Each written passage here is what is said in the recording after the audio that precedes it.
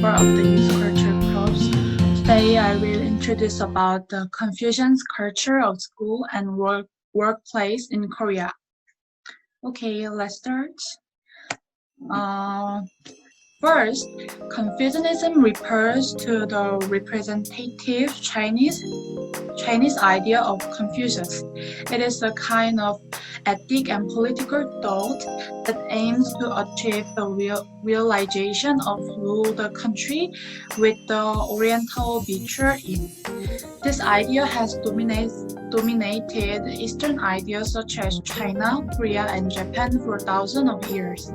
The most important and essential part of his thought is well illustrated in his writings, and this collected by his disciple after his death. Confucius valued in the most and in was the ethical norms, which began with the ethic of family unity and emphasized the affection that came from the heart between blood relatives. Also, it emphasized the principle of orderly, harmonious union of human society and developing in its politicals. It was morality that exists with human beings and trying to realize the Confucianism in real society from there. Confucius, this is the Confucius picture. Confucius emphasized the practical of the Zhou dynasty by drawing in the attitude and music of the Zhou dynasty, which had performed excellent politics, saying that examples were traditional and customary social norms and that they guaranteed the sociality and objectivity of humanity.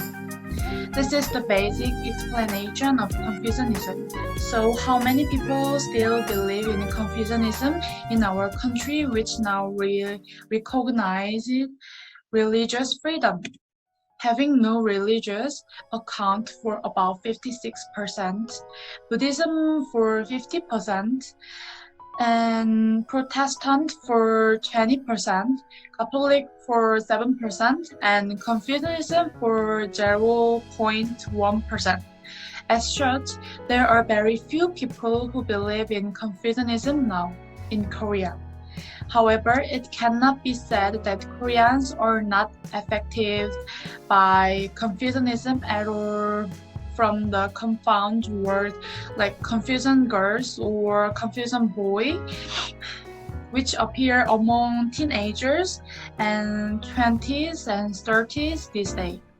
Confucian girls and Confucian boy refers to people who are often very conservative and classical in relation to Confucian idea. Also, it is common to hear words such as men should not enter the kitchen and women should not wear short skirts throughout the modern era. As such, not only does this area clearly recognize religious freedom, but very few people actually believe in Confucianism. But words and behaviors related to Confucian idea are very common in school and workplace. What are some examples? First of all, as mentioned above, conservative or classical people who are called Confucian girl or Confucian boy. This is also the case with others, emphasizing the division of gender roles between women and men. Since ancient time, our ancestors have separated the space between men and women and separated the work they do. Maybe that's why men shouldn't go into the kitchen or girls should be good at making food have sprung up. Especially we can see this in our school in our country now. First of all, school in our country still allow male and female students to carry out their work separately. In addition, when girls exercise or go around in a commonly called boyish way, people stare at each other strangely. And also when boys dress up or decorated themselves, people start to chat with each other. It's a confusing idea that's long overdue. But people in our country still think and talk as if there's a gender role relationship between man and woman. Also, in the past, the preference for boys were very big, although it is not now. And this preference culture is still deeply rooted in the present. Until a few years ago, it was so common for dramas and TV to ignore the woman who cannot have male child.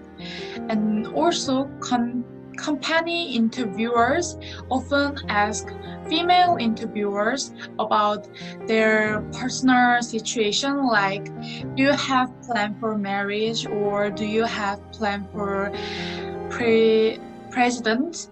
Because they wanted to know if a woman is planning to take paternity leave. But they don't ask men such as above the question. And even in the workplace, men often get promoted first more than girls, more than females. And the culture of Confucianism, which works best in both school and work, is adult respect. As mentioned above, facial pairs and kindness were emphasized very much, and one of its practice was adult respect. Of course, respect for adults, to respect elders is important in the home, but there is a culture in which students must respect their teachers and even seniors who are a few years older, in the sense of respect for others. In addition, deep in the heart of the company, there is the culture that respects elderly people all the time. As such, we have seen Confucianism settle in our lives, especially in school and workplace. If we look for example, we will end up with more and more and even more, although it is not the religion of the present country. The culture of Confucianism, which was once the religions of our country, is still well established in our daily life.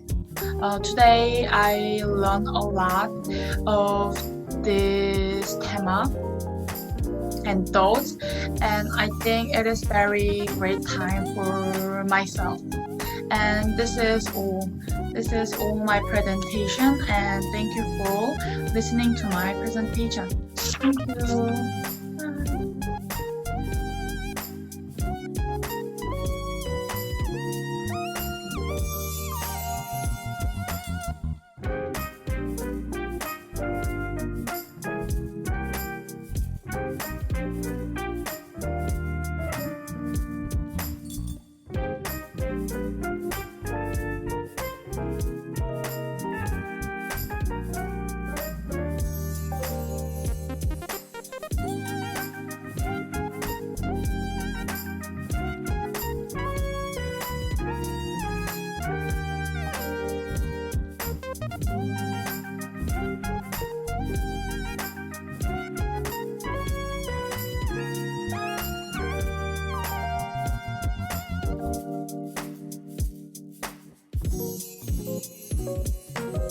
you.